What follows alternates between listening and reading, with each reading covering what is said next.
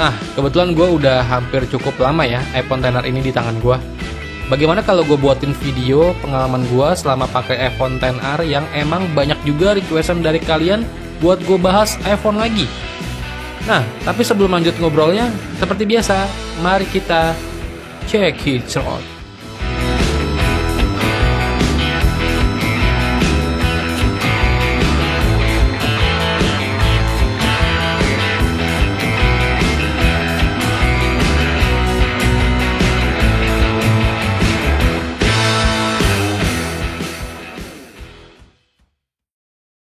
Sebelumnya gue mau kasih tahu dulu, iPhone XR ini gue beli di tahun lalu ya.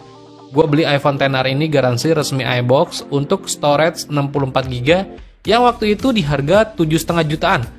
Mungkin kalau sekarang harga segitu udah dapat iPhone 11 resmi iBox ya.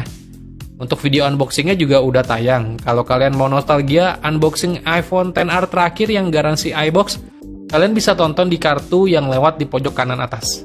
Tapi nontonnya setelah kalian nonton video ini sampai selesai ya. Oke, lanjut.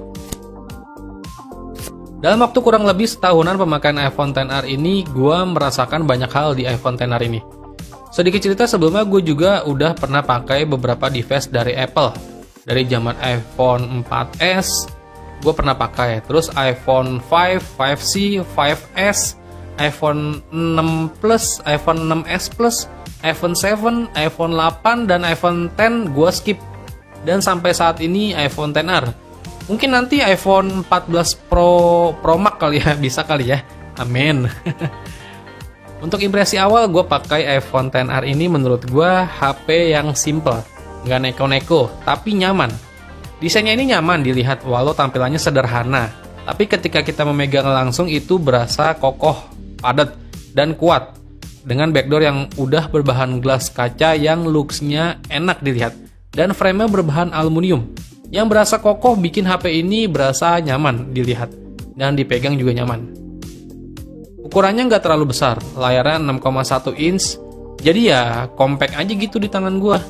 Spek layarnya sih nggak terlalu wah banget ya. HP ini resolusinya masih HD aja. 828x1792 pixel.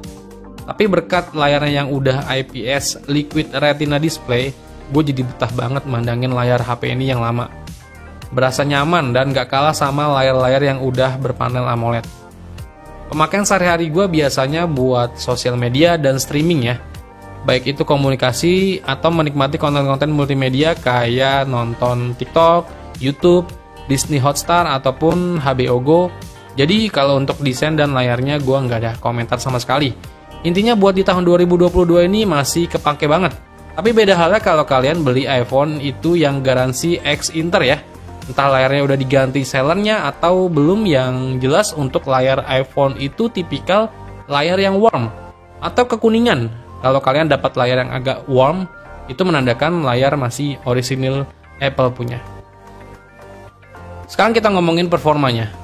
iPhone XR ini udah yang paling aman sih buat pribadi gua. Cara angka SoC yang digunakan itu Apple Bionic A12 dengan 7 nanometer yang udah pasti irit daya. Dan bener, selama gue pakai emang berasa iritnya. Tapi itu dulu, bukan sekarang ya. RAM-nya 3GB dan internalnya itu yang gue punya di 64GB. Tapi sekali lagi berkat optimisasi UI-nya punya Apple yaitu iOS, RAM 3GB nggak akan berasa, alias mantep lancar jaya. Buat main Mobile Legends rata kanan, grafis ultra. Main sekitar setengah jam, frame rate masih aman, dan suhu yang dihasilkan masih dalam batas wajar. Terus main Call of Duty Mobile juga maksimal setting rata kanan dan performanya stabil. Main lama juga nggak ada penurunan frame drop. Dan buat main PUBG Mobile juga mentok di grafis Ultra HD, frame rate-nya ultra atau HDR Extreme juga bisa. Main sekitaran setengah jam, frame rate aman, nggak ada ngedrop-ngedropan. Tapi digeber PUBG Mobile settingan mentok kanan selama ya kurang lebih setengah jam aja baru udah tuh berasa anget-anget. Tapi frame rate masih aman sih. Ya wajar lah. Nah, soal baterai gimana bang? Mungkin ini yang jadi perhatian juga ya buat kalian yang mau beli HP mantan flagship ini. Kalau gue bisa simpulin sih, biasa gue ngecas di malam hari, paginya udah 100%. Dan gue bawa seharian buat nemenin kehidupan gue sehari-hari. Dari mulai WhatsApp ada 2 yang aktif, email ada 2 juga yang aktif, Instagram, Facebook, nge-YouTube, nge-TikTok, atau nonton streaming film. Semua hal yang gue lakuin itu kurang lebih gue cas 2 kali ya. Mungkin jam 3 sore baterai udah 20%. Ya langsung gua colok aja ke charger. Ya nggak bisa dipungkiri lah, HP yang udah kemakan usia juga nggak akan sepowerful HP baru. Terus kameranya gimana bang? Ini sih hal yang paling gua suka di iPhone XR. Walau HP ini cuma ada satu kamera aja atau satu lensa aja, tapi menurut gua satu kamera aja udah berguna banget dan powerful buat kehidupan gua sehari-hari. Contohnya aja jepret-jepret foto di siang hari atau malam hari yang menurut gua masih sama baiknya. Belum lagi kalau hasil jepretan kalian semisal agak kurang terang atau agak pucet, ya kita tinggal manfaatin aja fitur edit foto bawaannya di galeri foto. Yang menurut gue fitur edit bawaannya itu udah bagus banget. AI-nya dari iOS itu udah ngasih gue pandangan lebih ke arah kagum. Di bagian perekaman videonya juga ini jadi salah satu hal terbaik di iPhone XR ini. Lensanya sih boleh satu, tapi OIS-nya di dalam lensanya itu salah satu hardware berguna banget buat kebutuhan konten kreator kayak gue ini. Video juga terlihat stabil dan hasil perekaman videonya juga terlihat natural, enak dilihat walau tanpa edit sekalipun. Menurut gue kameranya dari iPhone XR ini udah paling tepat banget sih untuk kategori iPhone yang user friendly di tahun 2022. Gue udah buktiin dan kayaknya bikin pemakaian gue pakai HP ini bakal masih bakal lanjut lah intinya. Apalagi dukungan software yang udah dijamin Apple banget sampai bisa 5 atau 6 generasi iOS ke depan ya sejak iPhone XR ini dirilis. Dari pembahasan gue di atas, gue juga menemukan hal yang gak enak di iPhone XR ini selama pemakaian gue kurang lebih setahunan ini. Yaitu gak lain dan gak bukan kamera selfie-nya sih, yang menurut gue udah agak kurang banget di tahun 2022 ini. Gue gak bisa begitu banyak jelasin di kamera depannya, tapi intinya kamera depan dari iPhone XR itu masih jauh kalah sama kamera selfie HP Android di harga 3 jutaan. Ya pasti kalian tahu lah, ngerti kan?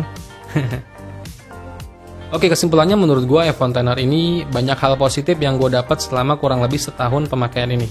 Dari yang awalnya gue sempat ragu karena iPhone ini udah berumur kurang lebih 3 tahun, bahkan 4 tahun di tahun ini. Sekarang jadi malah terkagum-kagum. Gila ya, HP udah keluaran 4 tahunan lalu aja, semua spek dan fiturnya masih oke. Dan kayaknya fix iPhone XR ini bakal lanjut jadi daily user gue ya, paling nggak sampai gue ngerasa kurang nyaman untuk kebutuhan produktivitas gue. Atau paling nggak sampai iPhone 14 Pro Max itu kebeli sama gue. Oke, ya udah sekian dulu aja video dari gue. Semoga bermanfaat buat kalian semua dan sampai ketemu lagi di video gue berikutnya. Venga pamit, bye.